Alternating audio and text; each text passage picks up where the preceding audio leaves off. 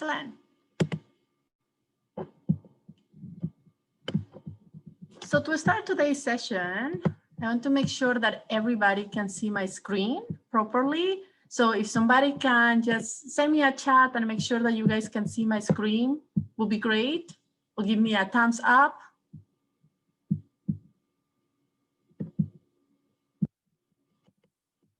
Okay, excellent. Thank you. So let's jump in. So the first thing I would like to know, what are you hoping to gain from this workshop? So I would like you to use the chat function if possible, or if you feel comfortable, please unmute yourself and share with me what are some of the things that you're hoping to gain from this workshop today. Also, as you share your answers, please tell me your name, where are you coming from?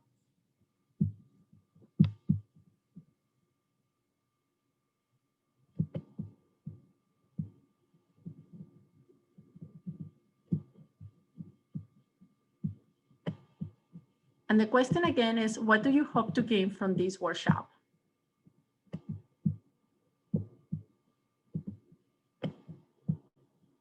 Anybody would like to share?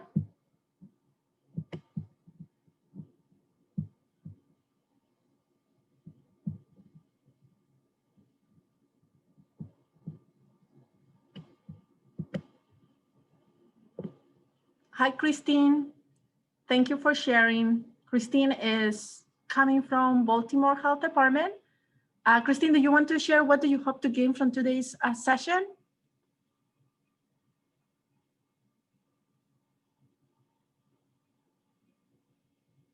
Okay, Blake, thank you for sharing as well. So Blake would like to learn a little bit about different ways of co-parenting. Christine is hoping to gain some new insights regarding how to support young parents in their co-parenting journey. Ashley, nurse home visitor, looking for information to share with the youth. Tew, sorry if I'm missaying your name. Wanting to learn a little bit who is actually involved in co-parenting. Great, thank you everybody for your responses. And we certainly are going to cover some of the items that you all mentioned today. And again, this is going to be an interactive session as the flyer indicated. I encourage you all to use the different features that the Zoom platform provides us to interact. You can use the chat, you can use the video, the audio. We are a relatively small group, so I think we can really make use of the mic if we feel comfortable with. I just ask you all to remember to just mute yourself when you are not talking so we don't hear the background noise. And again, if you have problems seeing my screen or hearing me, please let me know so I can adjust it as we go through.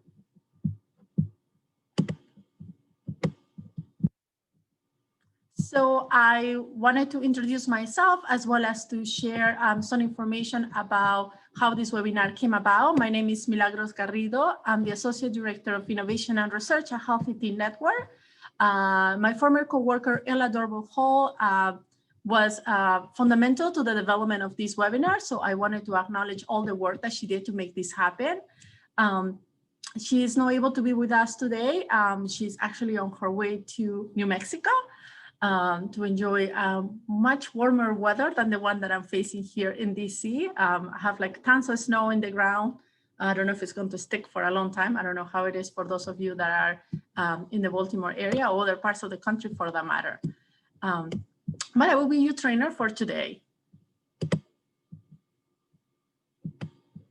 So probably most of you are already familiar with this disclaimer, but in a nutshell, what we are saying is that the information presented here today doesn't represent the point of view of the government, the Office of Population Affairs, as well as the Maryland Department of Health or Baltimore City Health Department. This is all the content that we are going to be providing today is our point of view, is Healthy Teen Network's point of view and presentation and content. So before I jump into the whole content of the co-parenting experience, I wanted to share with you a little bit of information about how this workshop came about. Healthy Teen Network worked on a project called Map to Success. That is a project in collaboration with Baltimore City Health Department to better support young people who are pregnant and parenting in Baltimore. This project included many activities, but one of the activities, it was to try to understand the experience of those that are parenting in Baltimore City. So we conducted a series of focus groups, digital focus group, and we brought a report and we provided a series of recommendations to the city. One of the many recommendations was that we should make some very proactive efforts to spread the word about co-parenting as a real option and to really explain what are the benefits of co-parenting and how co-parenting can be done effectively. So this workshop is part of our efforts to really spread the word about co-parenting and start talking about what co-parenting is and how co-parenting can look in the lives of young people. So I wanted to share this information so you have a little bit of context. Also, throughout this webinar, we are going to be sharing information that is inspired by the experiences of the youth that we interview in those digital focus groups. And I will be sharing in the chat a copy of the report as well in a minute. So I also want to make sure that everybody feels comfortable with the features that we are going to be using the most through this session. I imagine most of you have been using Zoom way more than we were in previous years, but regardless, I just want to make sure that everybody knows where to find these features. I recognize that it might vary if you are accessing them from your phone, or sometimes when you're using a different type of computers, they might show up a little bit different. And that is okay. And if you have problems throughout the webinar to find a feature, please send me a chat and I will try to help you. So the main feature that some of you already use is the chat feature. It usually will appear in the main area of your controls in the bottom, as is highlighted in my screen. You can send messages directly to me, or you can send messages to the whole group. My recommendation is that you send messages to the whole group, because maybe if you have a question, maybe the same one that somebody else have. But if it's something more like, oh, I don't know how to use this or how to do that, sure, you can just send me the chat directly. The second feature that we are going to be using today quite a lot is the annotated feature. This is a feature that also you can find in your panel, similar to on my screen. And for some people, it appears when you click show more options. We are going to be using this for pretty much a chunk of the session today, to really, when we are talking about a series of scenarios that I'm going to present in lately. So if you don't know where the annotated feature is, take a second, find it, figure it out if it appears like it appears in my screen, or if you need to like find it in the show more options.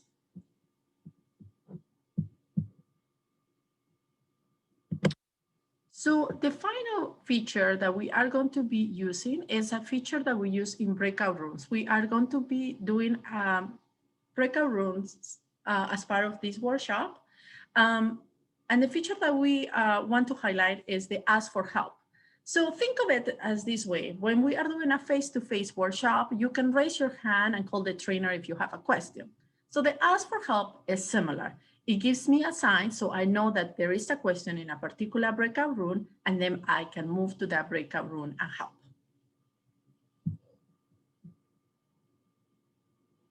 Are there any questions so far? Okay, I will assume that if nobody said anything, is that we are all good. So let's jump in. So these are our objectives for today. So at the end of this session, I hope that all of you are able to define co-parenting, what co-parenting actually is, and you are able to identify at least 2 tools to use in your programs to encourage and guide successful co-parenting. And I'm going to use interchangeably the term tools and strategies, because sometimes a strategy can become a tool and vice versa. So I want to launch a poll because I want to assess who is in the room today. So the question is very simple, is how much do you know about co-parenting? So you have 3 options. You feel that you are an expert. You feel that you are somebody that is learning or somebody that is a novice that doesn't know absolutely anything about it, or very little for the matter. So take a couple of seconds actually to respond to the poll.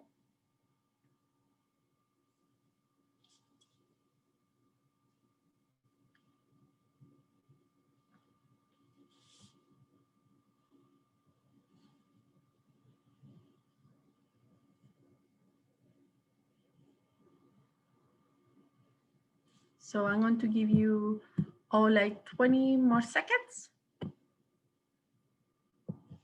So everybody had a chance to enter the responses.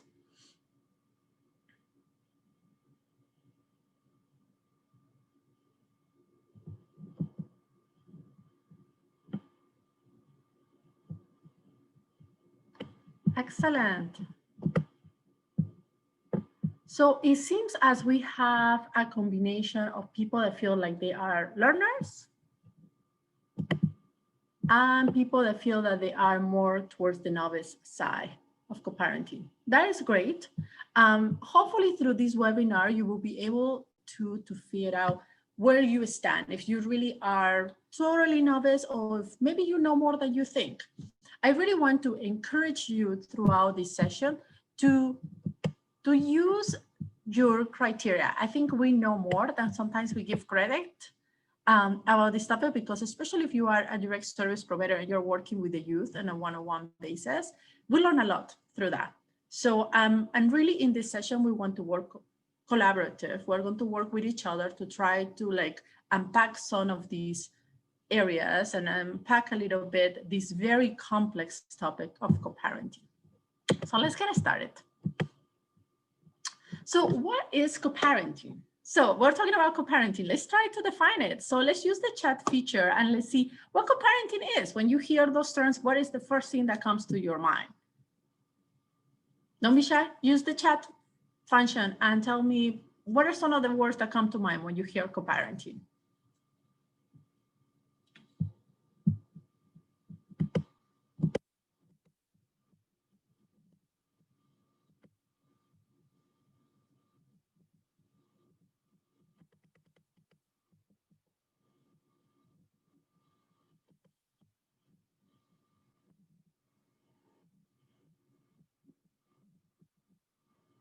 Okay, I see some family teamwork, two or more people working together to raise a child, parents who work together or even while apart is raising children, collaboration, shared parenting of the children, parenting in separate households.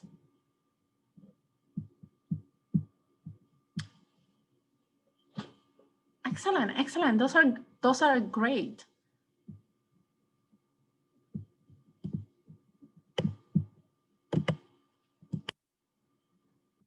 So yeah, co-parenting can have many different definitions. I'm going to share with you all what is the definition that we typically use with Health Thinking Network. We say that co-parenting is two or more individuals working together to raise a child, as somebody mentioned in the chat as well.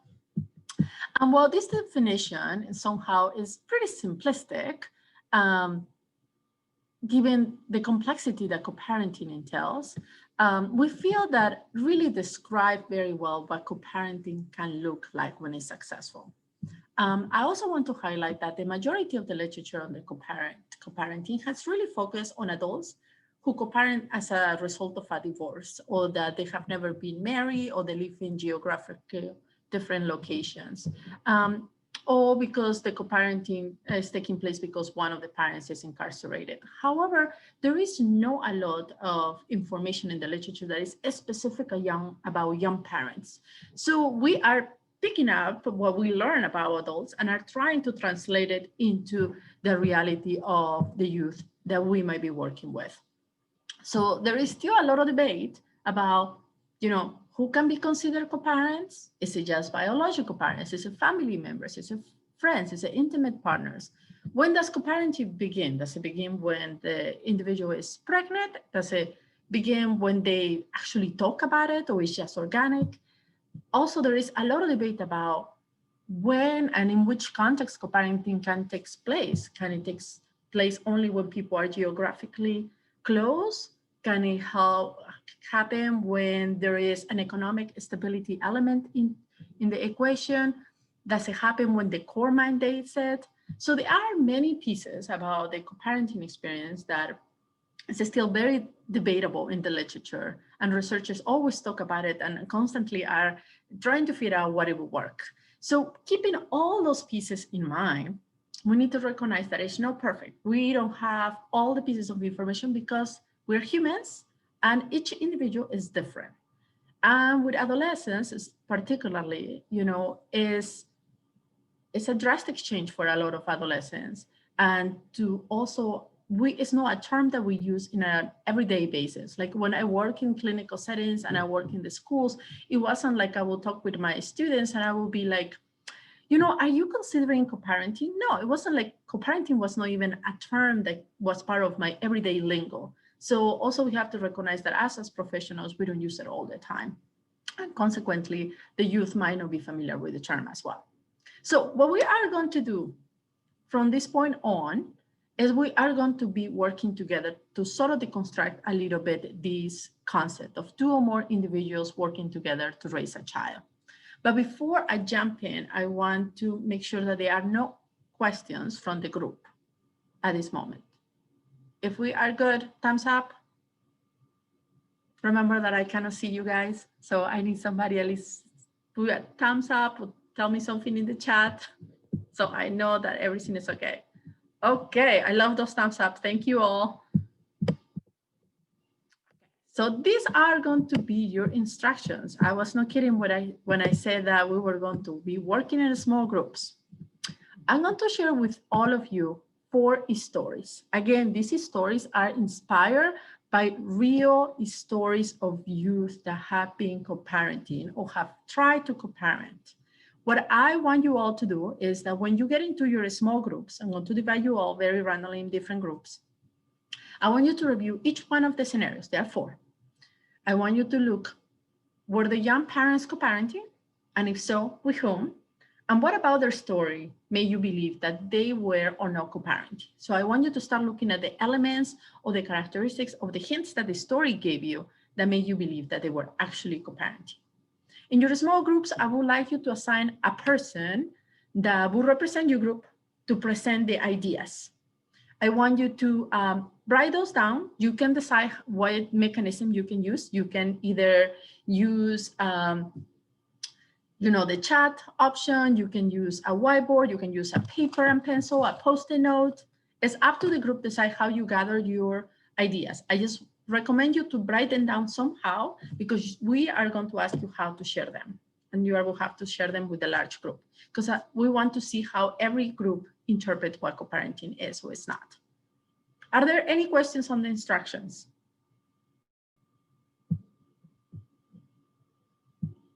Okay, we'll assume that there is not. I'm going to stop sharing my screen.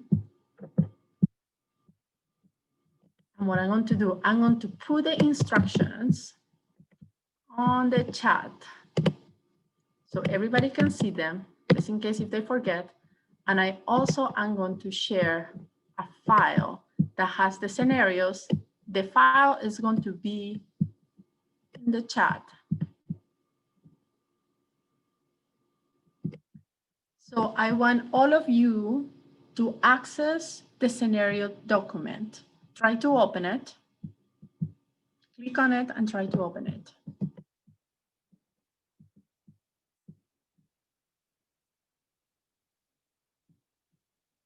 Great.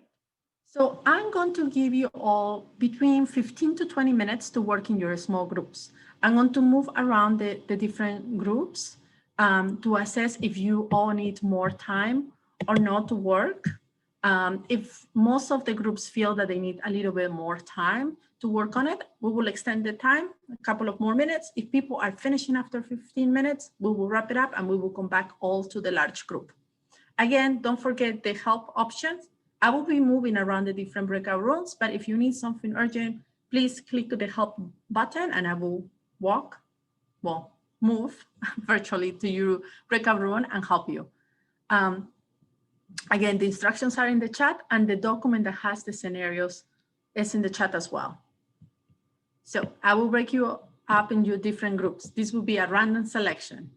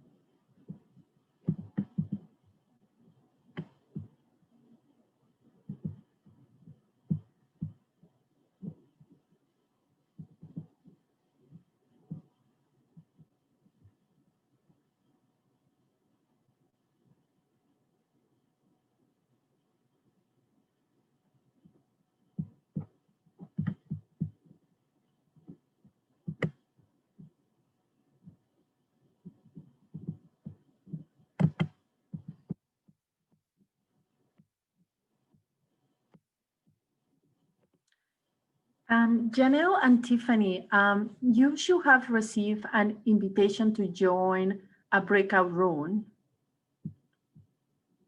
And you just have to click join and it will move you to the breakout room. If you haven't received it, if you can unmute yourself and let me know if you are having problems accessing it.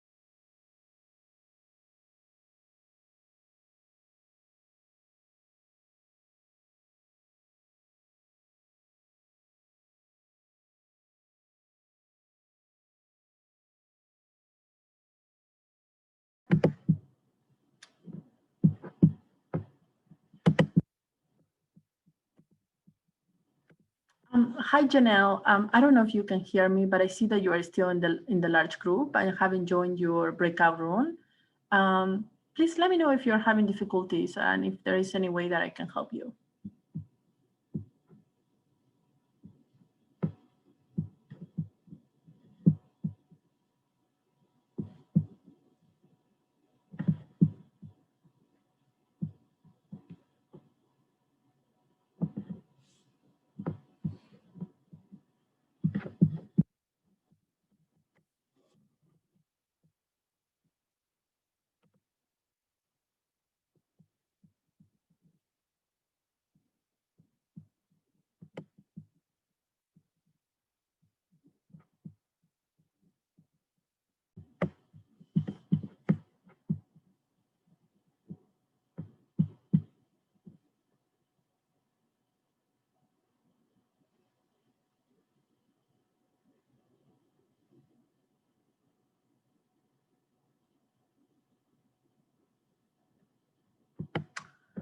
Welcome back. Welcome back. I'm going to go ahead and share some documents in the chat before we start our debriefing. I know I mentioned at the beginning of my presentation a report that we generated as a result of our digital focus groups. I'm sharing that report in the chat. If you are interested to learning a little bit more what we learned from the youth, the report is there. I know some of you asked me to send again the scenario, so I'm putting it there. So it's at the bottom of your chat as well.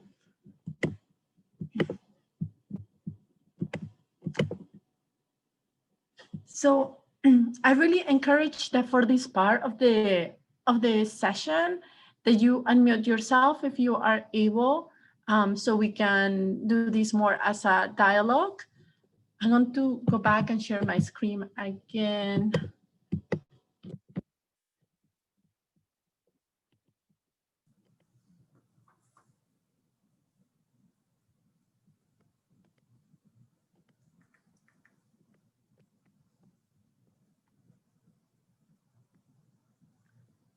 So these were our instructions for our small group.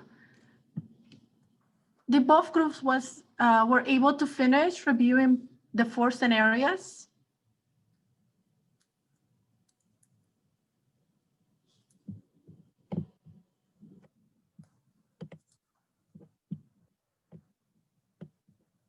Okay. It seems like everybody was able to complete them.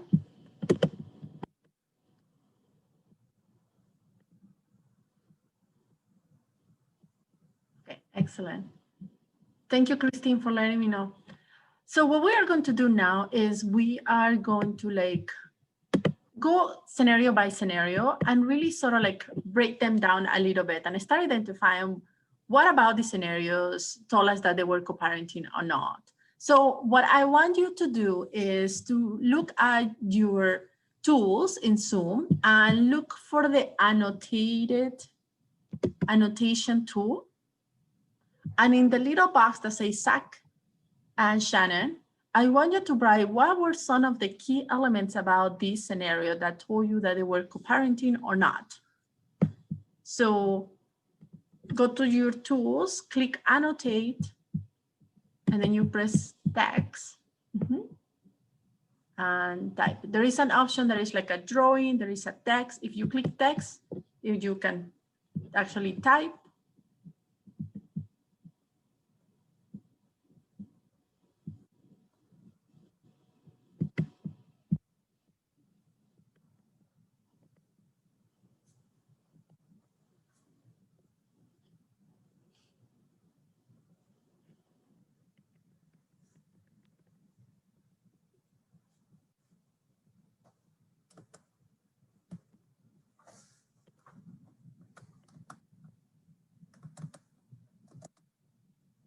There's some people typing. I see parents, biological parents. As you type, I'm going to be moving items around so there's space for everybody. What other things about this scenario told you that they were maybe co-parenting or they were not co-parenting.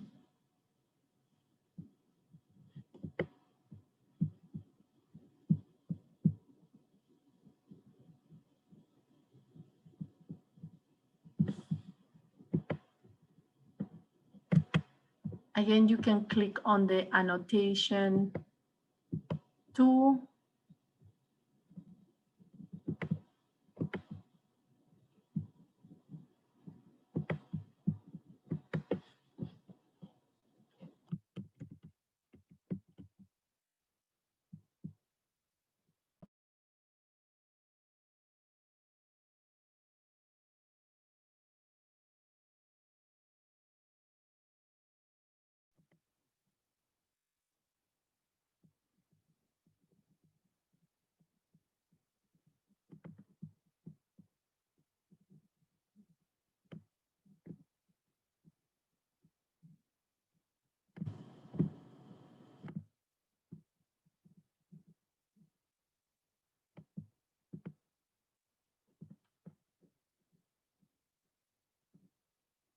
And I know you were all divided into two groups. So maybe there were some things that one group noticed than the other one. So this is the idea. That's why we are sharing. It's like doing a large group brainstorming. So this board is a flip chart paper per se.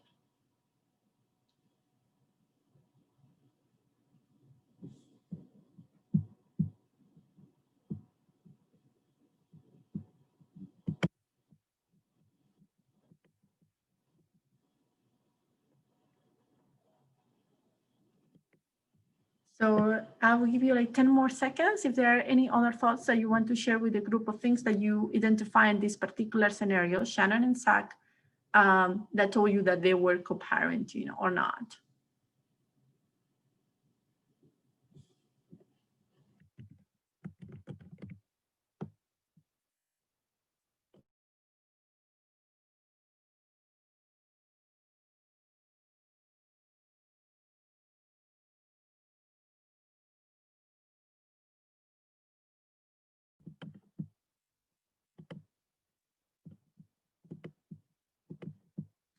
Okay, so we have a couple of items. So we have biological parents and parents, we have child support, we have they don't live together, we have the father wanted to discuss the school with the mother, he paid his child support, he helped with the homework, and the child spent the winter with the father, consistent visitation, summer and winter break.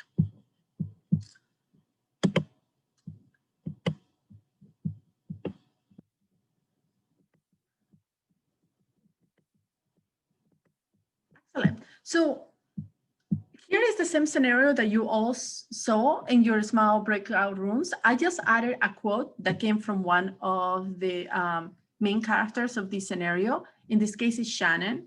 And the quote reads, "I don't like depending on anyone. And at first, I was angry because I had to do it all on my own. But after a while, I got used to the ways things are." I'm wondering if by reading now the quote of Shannon, your perception about this particular scenario have changed or not. And again, please feel free to open your mics. This is more like a conversation. I would love to hear what were some of the things that you learned about this scenario.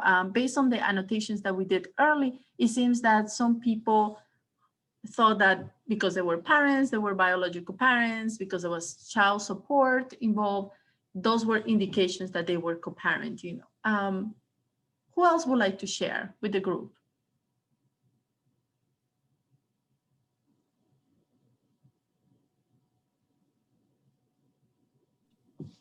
Well, I missed the first part. I had another meeting that ran over, so I had logged in and then wasn't able to join you guys. But I don't know. I guess I want to play devil's advocate a little bit, Sure,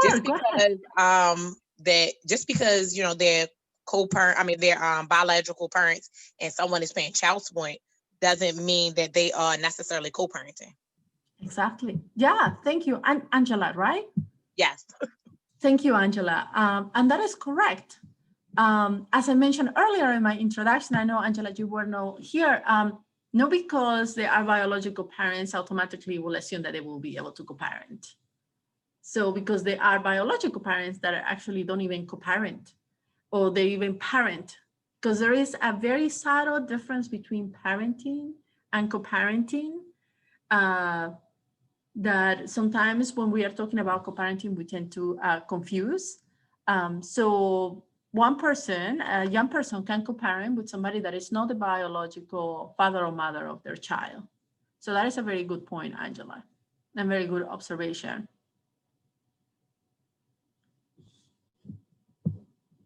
There was also, somebody brought in the board child support.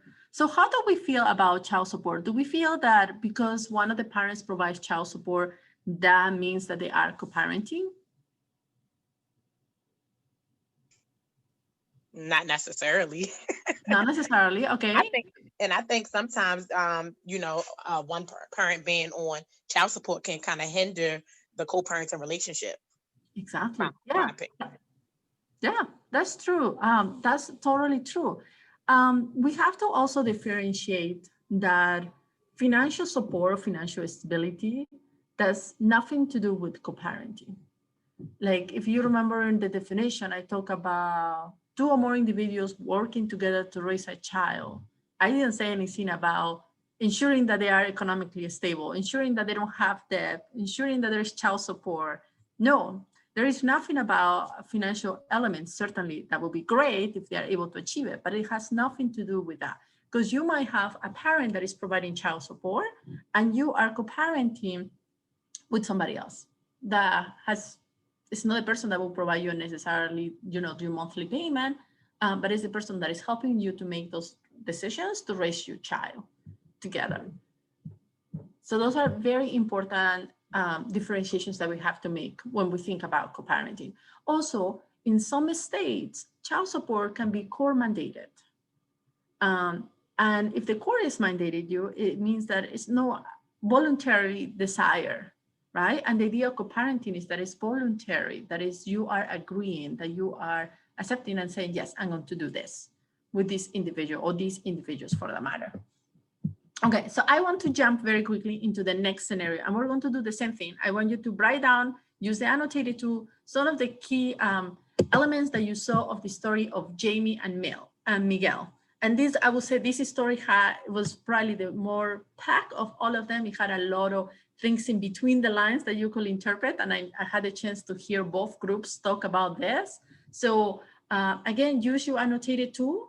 Click annotated or go to show more options in your toolbar in Zoom. Write down some of the thoughts that your group discussed, some of the key things that you identify about the co-parenting.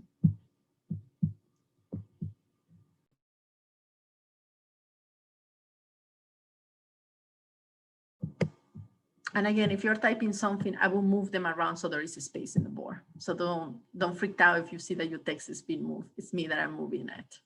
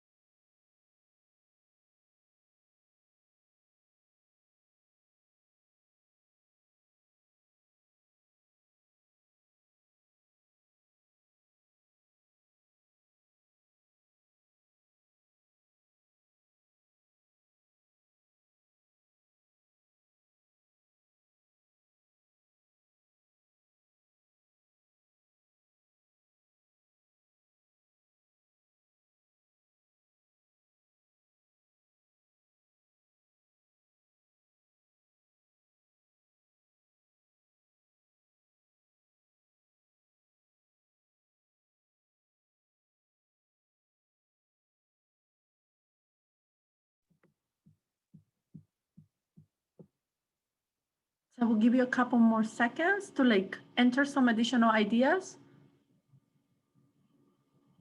I see some of you say the grandparents were supporting, the nurse is involved in the kids' care.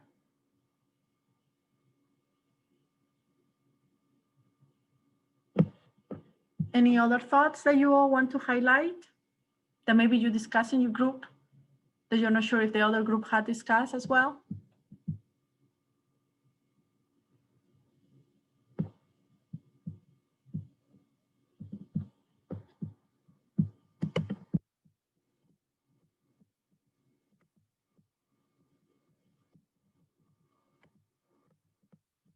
Okay, we have Jamie wants Miguel to tell her how to parent. Jamie tried to co-parent as much as she could. Yeah, these are great. So let's refresh our memory with the scenario.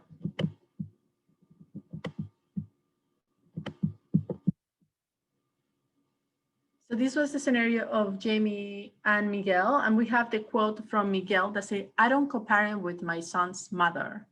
My grandparents really stepped up and are helping me raise my son."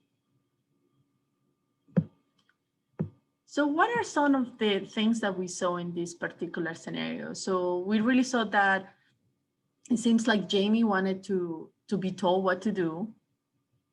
Some of you mentioned their grandparents. What other things do we see in this particular scenario? Again, don't forget to unmute.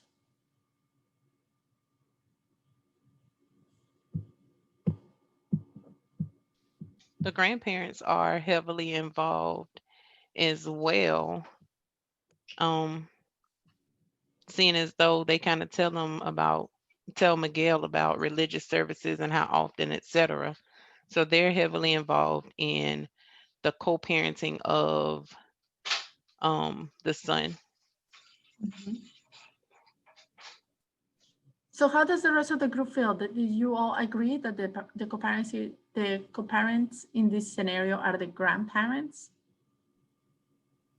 Yeah, well, I think it's two type of co-parenting going on. I think the grandparents with Miguel, and then Miguel and Jamie. I know it says that Jamie seemed like Jamie is being left out of the loop, because it says here that she wants to know how to parent but needs some assistance, and maybe Miguel has some reservations around that. Yeah. And the school is still the nurse is still contacting her, so she's clearly in the picture, but maybe it's not as much as she would like to be. So I would say there's two different type of co-parenting going on. Yeah. So I think that is a very good point. And I'm tempted to say that maybe Miguel and his grandparents are co-parenting, and then Jamie is parenting, which is different. Because the idea, like a key element of co-parenting is the idea of positive decision-making processes, so that they are reaching compromises, that they are discussing decisions about the well-being of the child, which we also see when you are parenting a child, right? You are making sure that the child is not dying in your time, right? That is being fed, is being sheltered. But that is a slightly different than co-parenting, because co-parenting means is that you are sort of like collaborating with somebody to make those decisions, not just the basic needs, but also more like goal oriented.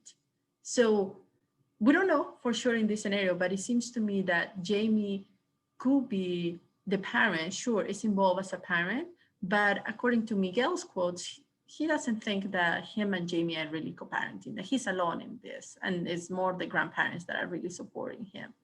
And that's something that is very, very important, is that idea of parallel parenting, it's called.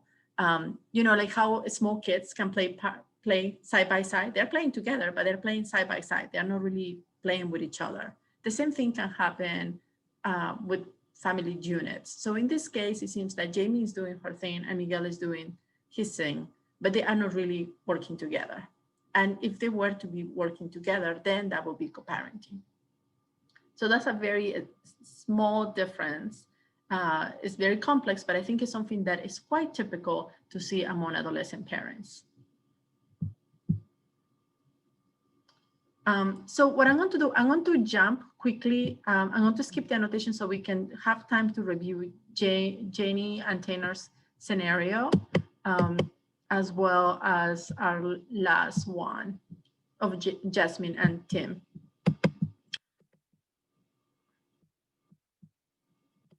So what are some things that we saw on this scenario?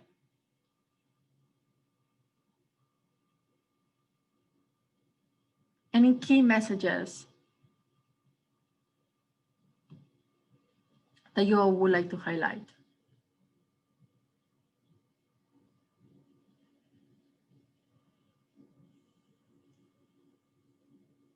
So let's look at the quote that comes from Jenny. Say, without co-parenting, it is really stressful to raise a child.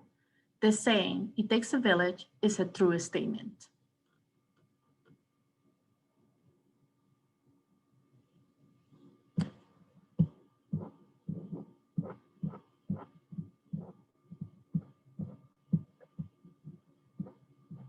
So it seems from this scenario that they are really sharing the decision-making process. It seems that there is a lot of compromise. Even though sometimes Jenny and Tanner might not get along, they put those differences aside to really provide for the kids and do the best that is for the kids. And that's in the essence of the co-parenting definition. Other elements here that could be a hint that they are co-parenting is that, for example, they are sharing tools to be able to communicate and coordinate their care. So they are sharing calendars, they're eating meals together. So they are sort of like sharing responsibilities so they can better provide for the kids. Is there any other thing that you all noticed that stood out for you about this particular scenario?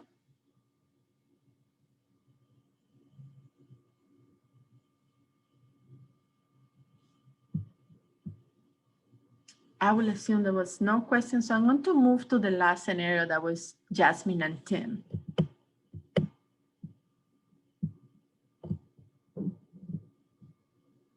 So how about this scenario? It was very different than the other ones. Jasmine quotes reads, my partner is only involved physically, not mentally or emotionally, which always makes me feel like the kid is only mine and he's a roommate, not the other parent. What do we think about this?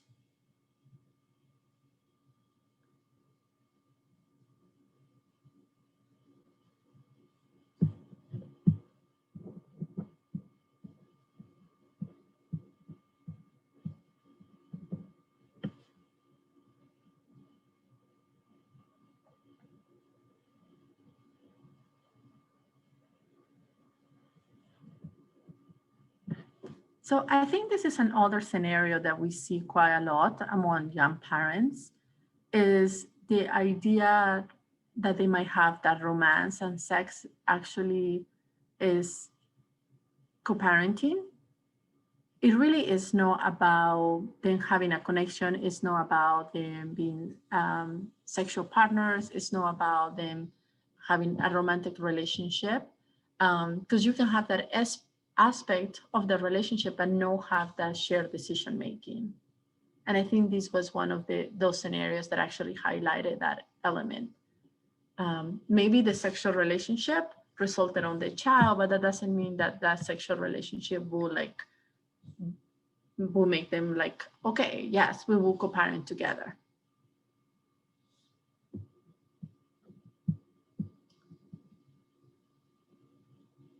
So before moving on into the last section where I just wanted to walk you through some tools, I wanted to share like some of the key elements of co-parenting that you should have seen across the different scenarios that are very important. So as I mentioned, co-parenting is really coordinated parenting. It's sort of like shared parenting. You are not trying to focus on how much time you are spending with the child, but really the quality of the time. Co-parenting is not parental involvement. It's not the one-on-one interactions that you might have with the child. It's really about the quality. Co-parenting is all about the child, as we have mentioned from the beginning of this session. It's not about romance. It's not about sex. It's not about how connected the youth might feel to each other. Co-parenting is about shared decision-making and really trying to figure out or compromise in many instances in an effort to really determine what is best for the child. Co-parenting is not about having a babysitter or a financial support. It's not about custody. It's not about child support. It's not about payments that the court might have dictated that you have to do.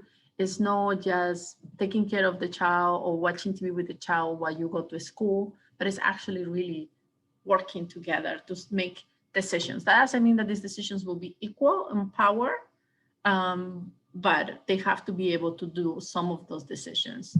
Again, as you can expect, co-parenting is about open communications, really seeing each other's point of view and understanding what their partner is trying to accomplish, even though they might not be the same thing that you want to.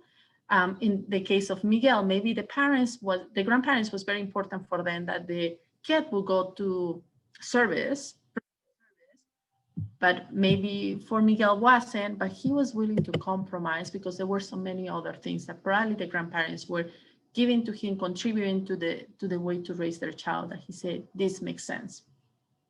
Co-parenting is not about companionship or emotional support. It's not having somebody that will do all the things for you. It's not having somebody there that might hear you cry or might give you the shoulder. Certainly that could help in the experience of adolescents when they are co-parenting, but that doesn't guarantee you that they will be co-parenting. And the final one that I think is one that some of you mentioned in the chat was that it really is about conflict management. And it's not about a legal contract. There is no way to really get a legally bound contract for co-parenting. It's not like the individuals will be signing a document that say, from this moment on, we are going to co-parent and make it work. Not. There is no such a thing for co-parenting. So it really is about finding creative ways to more effectively communicate and more effectively compromise when we are facing challenges raising their children. Do you all have any questions about these items?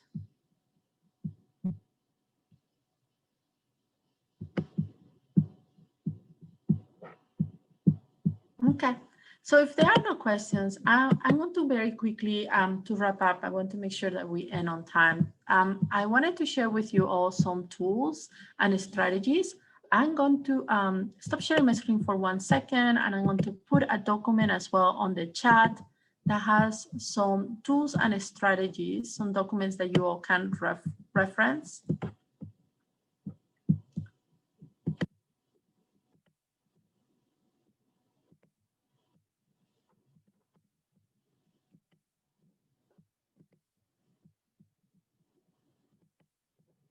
And really the purpose of that document is just for you to have something that you can share and that you can use and reference as you are working.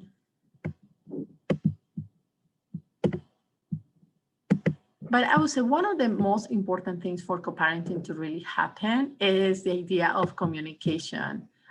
If you didn't see this in the scenarios and you don't remember anything that we did in this workshop, I would like at least you to remember this one. Communication is very important for co-parenting actually to occur. And I really like to divide it in different portions. And in the handout that you just received in the chat, there is one of the first pages. It's called the modes of communication. It pretty much is a way to break down the different types of communication that we might have when we are trying to co-parent. Individuals have used it many different ways. One way that I have used it with youth is sort of like pretty much putting the image in front of them and saying, you know, okay, so how did you communicate when you're talking about scheduling? How are you talking when you, what communication did you use? Did you use the chat? Do you use a phone call? Oh, I got a question. We can also, at the end of the webinar, of the session, you all will get these materials as well. Email all the resources that I have shared. I will share them by email as well. But the idea of the activity is for when you have the opportunity, Angela, to look at it, is for really walking the youth through, like, how do they communicate? When do you use phone? When do you use text? When do you use email? And for them to realize which one of those communication methods actually is the most effective to reach whatever they're trying to reach, right? So if you're co-parenting with your grandparents, for example, and they have a hard time texting, if you are using texting for every communication, it's not going to help you, right? Because they probably won't look at all your texts, or they will get frustrated, and that will not help with the communication. On the other hand, if you are co-parenting with your friend, like in the case of Tanner, maybe texting is the best way to communicate rather than email, because you know that Tanner will look at it. So also when I think about communications, I like to emphasize to you these three elements. Create schedules and stick to it. And when I talk about schedules, I like to emphasize every element. So there you can include like core mandated visitation times, recreation and extracurricular activities. You can talk about school activities like parent-teacher meetings, back to school nights. And the reason why that is a mode of communication and it's something that you need to track is because then you won't have conflict. So let's suppose that you're co-parenting with your mother, and you told your mother, hey, you know, I have to work and I cannot go to the parent-teacher meeting, but your mother forgot, and then you get upset and you get frustrated.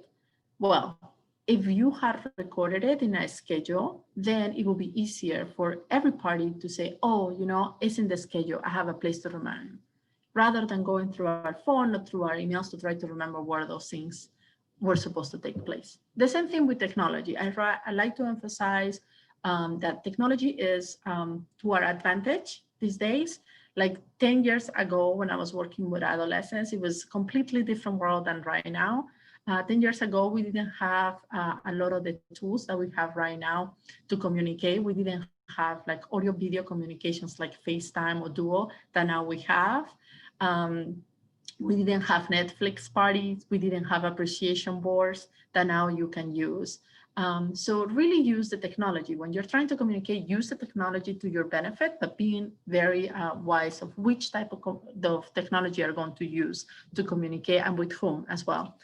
And the third one that I like to include with communication is the idea of getting materials for the children. Even though the co-parenting is about the young parents and those that they are co-parenting, I think sometimes we tend to forget that the kid, the child, the baby is also being impacted by the development of this parenting experience. So it's very important to share some books, some materials, something that the kid can start getting exposed of what is going to happen in their life and who are the people that will be involved. And sometimes these materials can help them to also open the door for having more communications. In the handout, you are going to see as well a document called the 5 C's of Communications. This is a motto that I like very much, that it really, I have found it very useful when working with youth that tend to have a little bit rougher and harder relationships with those that they are trying to co-parent. It could either be their mothers, their fathers, their aunties, their partner, the baby's mother, father, and it gives them like a motto, sort of like a format of what are the things that you need to do so you can, in a sense, still cool like a cucumber so you don't start an argument. And it tells you through different steps of things that you need to think about and things that you can do to try to stay centered and really focus on the child's well-being. The third document that you will find in the handout is a co-parenting agreement, that there are many different ways that you can use it. This is an adaptation that we have created internally in our office that have like different formats. I think co-parenting agreements can be wonderful tools for encouraging prospective and current co-parents to have detailed, meaningful, honest dialogue about their mutual desires and interests and goals as they co-parent. It can also be a great tool to uncovering issues that the co-parenting experience might be having or thoughts about it. So if you are working with youth and they don't know if they are co-parenting or they don't know how to go about it, that instrument can help them greatly as well. And finally, I like to mention online tools. I know I did mention that as well at the beginning of the session, but there are a lot of different tools that we can encourage youth to use. I will type in the chat a couple of them that I have used and have seen people using successfully. We have an app that is called an App Close that provides you the features such as messenger, calendar, coordination. One of the key elements of this particular app is that give you an option for charges. So let's suppose that you are co-parenting with somebody and you need to like make sure that the finances are also working, and that is the element that always creates problems. This app helps you to coordinate that as well. The Family Core is a similar platform, is a management platform that helps you to organize daily activities of the children. I have used this one a lot with children that have disabilities or that have different abilities to really help to coordinate like appointments with, occupational therapy, psychologists, and other professionals that can get very hectic in the life of young people. So these help you to coordinate that. Similarly, the app Two Houses is another platform where it can also help you to, to coordinate schedules among multiple people, multiple households. And along those lines, there is also another platform called Our Family Wizard. This one has been in the market for many, many, many, many years. They have been updating it as the years progresses, but the key element of these two is that in addition to having the same features than the other platforms that have like a schedule and payment management, it also has a case management, attorney and mediator features where you can, like if you have court cases or documents that you can dump there as a record for you to easily access rather than having to rely on your email or your inbox to find them. One other tool that I want to mention is actually a poster that we developed as part of our Map to Success project. I feel that it's a very attractive poster that really highlights why co-parenting is good, why co-parenting is a good option for young people. Again, this was very Baltimore centered, but I think it can be used in other parts of the country as well. So the poster has a different series of images. I just like enlarged some of them so you can see them. And these posters are available.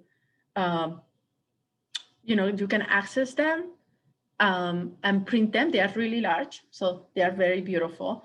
You can put them in a place where the youth can see them. And I don't want you to undermine the power of posters. Posters are great because like if you are in a waiting room and you are bored or tired of looking at your phone because you run out of minutes or your Wi-Fi is too slow, you might raise your eyes and see the poster and start wondering as a young person, oh, maybe co-parenting is for me, or maybe that will be sort of like the icebreaker. They will see the word co-parenting and they might ask you in your session, oh, what is this co-parenting thing? Can you tell me more about it, right? So I know when I work at the clinic with young parents, we have a bunch of posters and we always intentionally put them in strategic locations in the waiting room so the youth will see them, so they will see the terms, they will see the words, so that they will ask us questions when we had our case management sessions. So it's a beautiful resource. If you haven't seen them, I know some of you work in the project and have seen them, so probably you're already familiar with them, but if you haven't, I encourage you to look at them. And if you need information on how to get them, please email me and I will gladly share ways to get access to them. So that is all for today. If you all don't have any questions, I really appreciate your time. I know it's very hard to do a session in the middle of the day. And one more meeting that is virtually, but I really appreciate that you all stay so engaged and participated through the session. Here is my information. I also, I'm going to share the names of the apps in the chat as I promised. So I'm going to stop sharing my screen so I can share with you all those apps that I promised that I was going to share, so you can have the names there. And I put a little bit of mini descriptions there as well.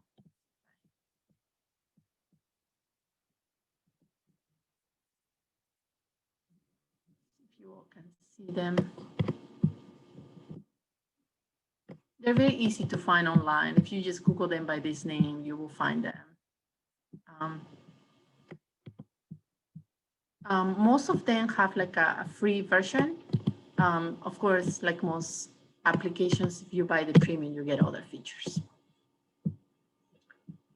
Are there any questions before we wrap up today?